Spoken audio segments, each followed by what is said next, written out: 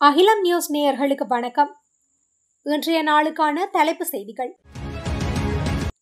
வேலையற்ற பட்டதாரிகளை ஆசிரியர்களாக ஆட்சேர்ப்பு செய்வதில் தாமதம் ஏற்படுவதற்கு காரணமான உயர்நீதிமன்றத்தில் நிலுவையில் உள்ள 4 வழக்குகள் தற்போது இறுதிக்கட்டத்தில் இருப்பதாக கல்வி, உயர்கல்வி மற்றும் தொழிற்கல்வி அமைச்சர் பிரதமர் ஹலாநிதி ஹரணி அமரசூரிய தெரிவித்துள்ளார். நீதிமன்ற நடவடிக்கைகள் முடிந்தவுடன் வர்த்தமானி வெளியிடப்படும் என்றும், பட்டதாரிகளுக்கு ஆசிரியர் போட்டி பரீட்சைக்கு விண்ணப்பிக்க வாய்ப்பு வழங்கப்படும் என்றும் பிரதமர் கூறினார்.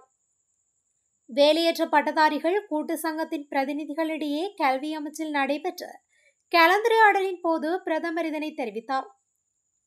அமைச்சரவையால் அங்கீகரிக்கப்பட்டபடி தற்போது தேவைப்படும் பிற பட்டதாரி ஆட்சேர்ப்புகளை மேற்கொள்ள தேவையான நடவடிக்கைகள் எடுக்கப்படும் என்றும் அவர் மேலும் கூறினார்.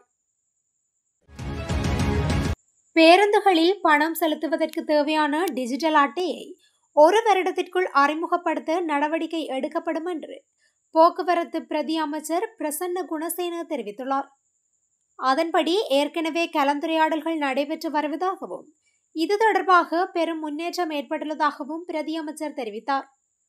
அத்தகைய டிஜிட்டல் அட்டை இல்லாததால் தனியார் பேருந்து உரிமையாளர்களுக்கும் இலங்கை போக்குவரத்து சபைக்கும் வருமான இழப்பு ஏற்படும்.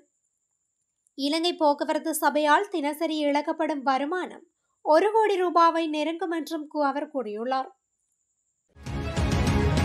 யாழ்ப்பாணம் செம்மணி மனித புதைகுழியிலிருந்து நேற்று வியாழக்கிழமை 6 எலும்புக்கூடு தொகுதிகள் முற்றாக அகழ்ந்தெடுக்கப்பட்டுள்ள நிலையில் மேலும் 8 எலும்புக்கூடுகள் அடையாளம் காணப்பட்டுள்ளது.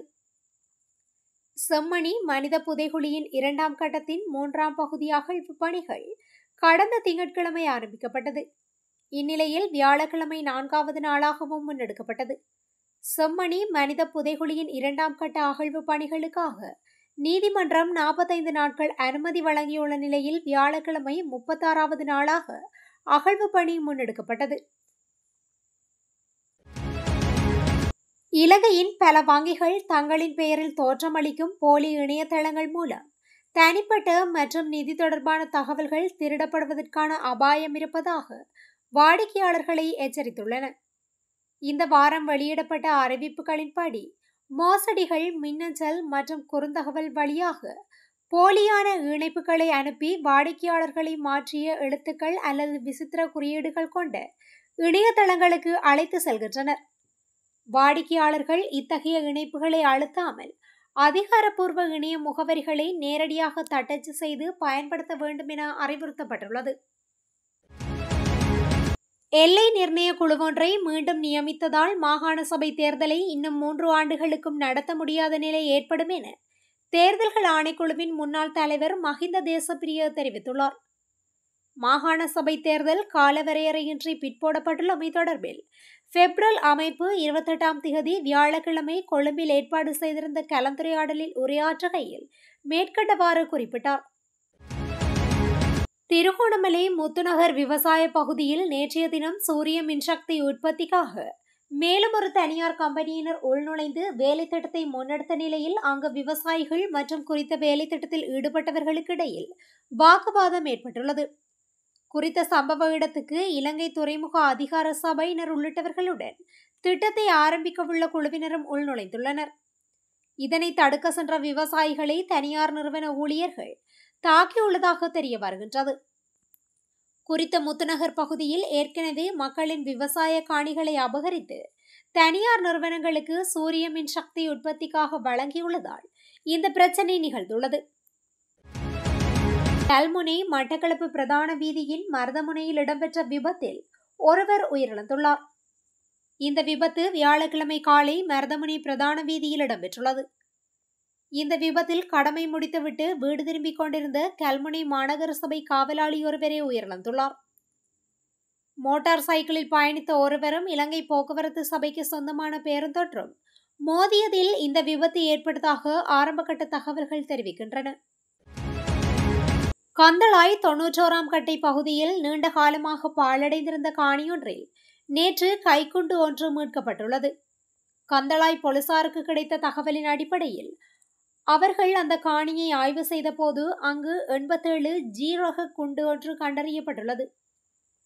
உடனடியாக அவர் அருகிலிருந்த ஒருவருக்கு தகவல் தெரிவிக்க அதன் பிறகு கந்தளாய் போலீசாருக்கு தகவல் வழங்கப்பட்டது.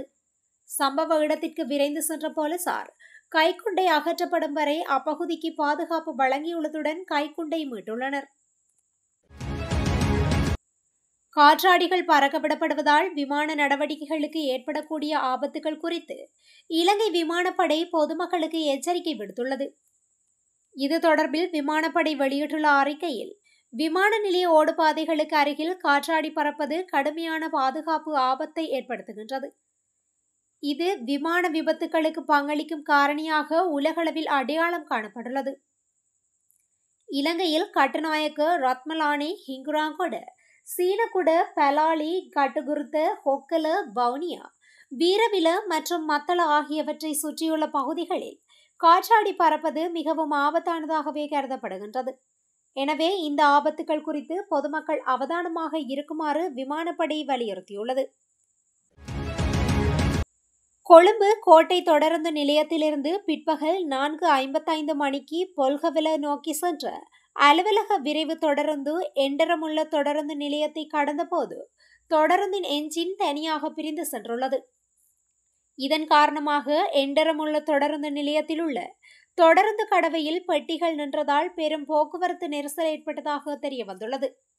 அத்தோடு குறித்த சம்பவத்தினால் அலுவலகங்களிலிருந்து தங்கள் வீடுகளுக்கு திரும்பிய பயணிகள் கடும் சிரமத்தை எதிர்கொண்டதாக கூறியுள்ளனர். மேலும் 3வது பாதையில் இயக்கப்படும் அனைத்து தொடருந்துகளும் தாமதமானதாகவும் கூறப்படுகின்றது.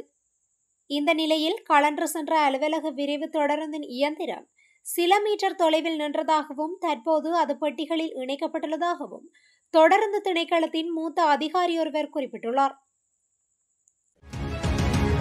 ஹொரவபொத்தான கடகஸ்திலிகிலிய பிரதான வீதியில் பாரவூர்தி ஒன்று வீதியை விட்டு விலகி பாலத்தின் பாதுகாப்பு தடுப்பு சுவரில் மோதி விபத்துக்குள்ளானதில் 2 உயிரிழந்தனர்.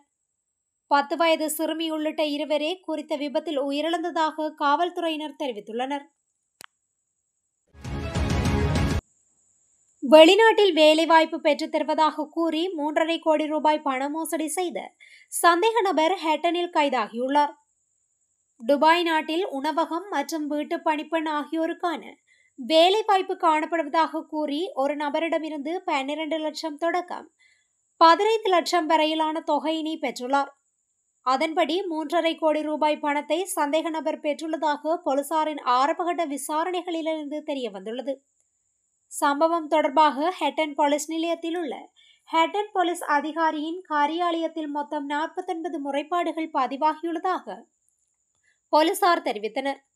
இதில் 12 பேர் துபாய் நாட்டுக்கு அனுப்புவதாக கூறி கொழும்பு கட்டுநாயக்க விமான நிலையத்திலிருந்து திரும்பி வந்த சம்பவங்கள் பதிவாகியிருப்பதாக பாதிக்கப்பட்டவர்கள் தெரிவித்தனர். முன்னாள் ஜனாதிபதி ரணில் விக்ரமசிங்கவிற்கு பிணை கோரிய நீதிமன்ற நடவடிக்கைகளின் போது அவரது சட்டத்தரணிகள் கூறிய காரணங்கள் ரணிலின் அரசியல் எதிர்காலத்தை முடிவுக்கு கொண்டு வந்துள்ளதாக விவசாய அமைச்சர் KD லால்கந்த தெரிவித்தார். ரணிலின் சட்டத்தரணிகள் தனது உடல்நிலை குறித்து முன்வைத்த உண்மைகள் ரணிலுக்கு அரசியல் எதிர்காலம் இல்லை என்பதை குறிக்கின்றது என்று கூறினார். இதற்கிடையில் ரணில் கைது செய்யப்பட்ட போது கூட்டு எதிர்க்கட்சியாக ஒன்று கூடி சேர்ந்தவர்களே நாட்டின் வீழ்ச்சிக்கு காரணம் என்றும் அமைச்சர் கூறினார். நாட்டிற்கு உண்மையிலேயே அரசியல் தலைமை தேவைப்படும் போது அவர்களால் தங்களை ஒன்றிணைக்க முடியாதது அவமானகரமானது என்றும் விவசாய அமைச்சர் KD லால்கந்த கூறினார். தேசிய லொத்தர் சபையின் முன்னாள் பணிப்பாளர் துசிட ஹெல்பொலுவை செப்டம்பர் 4ஆம் திகதி வரை மீண்டும் விளக்கமறியலில் வைக்க கொழும்பு நீதவான் நீதிமன்றம் உத்தரவிட்டுள்ளது. விசாரணையை நடத்தி வரும் கொழும்பு குற்றப்பிரிவு மற்றும் பிரதிவாதி சட்டத்தரணிகள் முன்வைத்த உண்மைகளை பரிசீலித்த பின்னர் நீதிமன்றம் இந்த உத்தரவை பிறப்பித்தது. நடப்பாண்டில் இதுவரையில் 89 துப்பாக்கிச்சூட்டு சம்பவங்கள் பதிவாகியுள்ளதாக போலீஸ் தலைமையகங்கள் தெரிவித்துள்ளது. இந்த துப்பாக்கி சூட்டு சம்பவங்களில் 48 பேர் உயிரிழந்துள்ளதுடன் 50 பேர் காயமடைந்துள்ளதாக குறிப்பிடப்பட்டுள்ளது. இத்துடன் இன்றைய நாளுக்கான தலைப்பு செய்திகள் நிறைவடைகின்றன. தொடர்ந்தும் இதுபோன்ற செய்திகளை அறிந்து கொள்ள அகிலம் நியூஸுடன் இணைந்திருங்கள். நன்றி, வணக்கம்.